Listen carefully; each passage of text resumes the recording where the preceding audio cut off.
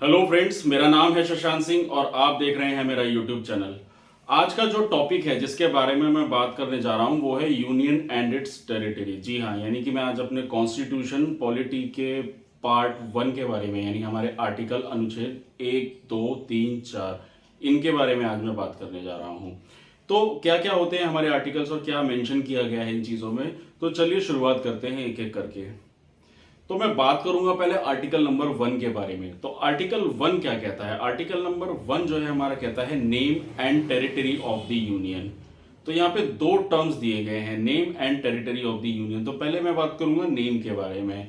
तो नेम यानी कि हमारे भारत देश जो है, हमारा इंडिया, उसका नाम जो है वो भारत और इंडिया होगा। अब ये नाम कैसे पढ़ा था इस बारे में मैं इस वीडियो में ऑलरेडी बता चुका हूँ, लेकिन फिर भी मैं एक समराइज वे में जल्दी से बता देता हूँ। दो नाम किस लिए हैं? तो जो इंडिया और भारत है, यानी इंडिया हमारा मॉडर्न नेम रखा गया था और भारत हमारा ट्रेडिशनल नाम रखा गया था। हमारे जो कॉन्स्टिट्यूएंट असेंबली थी उसमें उस तरीके से डिसाइड हुआ था। और दूसरी बात करूंगा मैं हमारी territory of the union. Territory of the union का मतलब हो गया कि हमारी 3 हिस्सों में बटी हुई है टेरिटरी ऑफ यूनियन, यानी कि हमारे भारत देश की जो टेरिटरीज हैं। एक तो हो गए हमारे स्टेट्स के बारे में जो मैं बात कर रहा हूँ, जैसे हमारे जो स्टेट्स हैं देश के। दूसरी मैं बात करूंगा वो हो गई हमारी यूनियन टेरिटरीज। और तीसरी मैं बात करूंगा जो आने वाले समय में अगर भारत देश किसी बाहर की इंटरनेशनल टेरिटरी को एक्वायर करेगा, जिसके बारे में मैं अभी आगे बात भी करूंगा। तो ये होता है हमारा आर्टिकल नंबर 1, जिसके बारे में मैंने आपको बताया, नेम एंड इट्स टेरिटरी। अगला आर्टिकल आता है हमारा आर्टिकल नंबर 2। आर्टिकल नंबर 2 जो है उसको लेके बच्चे काफी कंफ्यूज रहते हैं। तो आर्टिकल 2 जो है वो ये कहता है admission and establishment of new state. यहाँ पे बात हो रही है एस्टेब्लिशमेंट की, यानी कि नया स्टेट बनाने की। तो जो नया स्टेट बनाने की बात हो रही है वो बात हो रही है इंटरनेशनल टेरिटरीज की। एग्जांपल्स के तौर पे बात करूं, 1975 में सिक्किम जो था वो 1975 तब एक अलग देश था। उसके बाद 1975 में सिक्किम को इंडिया ने एक्वायर कर लिया। कारण ये था कि वो लैंडलॉक एक देश था और उसको कहीं ना कहीं ये डर था कि कहीं ना कहीं चाइना का उसके ऊपर इन्फ्लुएंस ना हो। सिक्किम वैसे भी एक छोटा सा देश था, ज़्यादा रिसोर्सेज नहीं थे, तो इसलिए फिर सिक्किम को जो है इंडिया ने एक्वायर कर लिया। मतलब सिक्किम ने इंडिया से हाथ मिला लिया और सिक्किम उस दिन से इंडिया का पार्ट हो गया। तो यही आर्टिकल 2 के तहत, यानी कि पार्लियामेंट को ये मतलब आर्टिकल 2 में ये बोला गया है कि पावर है किसी भी बाहर के देश को एक्वायर करके स्टेट बनाना या उसको यूनियन टेरिटरी बनाना और उसको किस तरीके से उसका नाम देना। ये काम है पार्लियामेंट का, आर्टिकल 2 कहता है।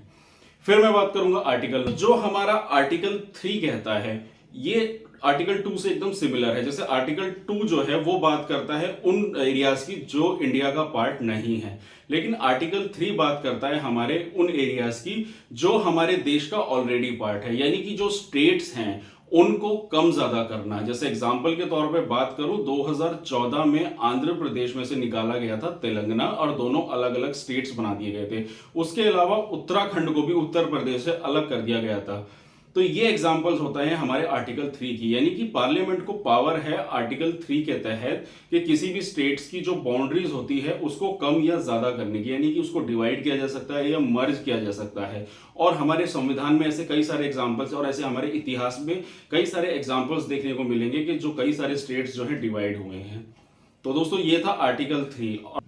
आर्टिकल 4 की जो बात करूं, आर्टिकल 4 बहुत सिंपल है। उसमें ये कहा गया है कि जो जितने भी पावर है आर्टिकल 2 और आर्टिकल 3 में जो पार्लियामेंट को दी गई है उसको किसी कॉन्स्टिट्यूशनल अमेंडमेंट की जरूरत नहीं है। जो आर्टिकल 368 कहता है कि हमारे संविधान में अनुच्छेद 368 आर्टिकल बोलता है कि कोई भी बदलाव लाना है तो उसके लिए अमेंडमेंट लाया जाता है, जिसके लिए एक स्पेशल मेजोरिटी लगती है और बिल पास कराया जाता है पार्लियामेंट में।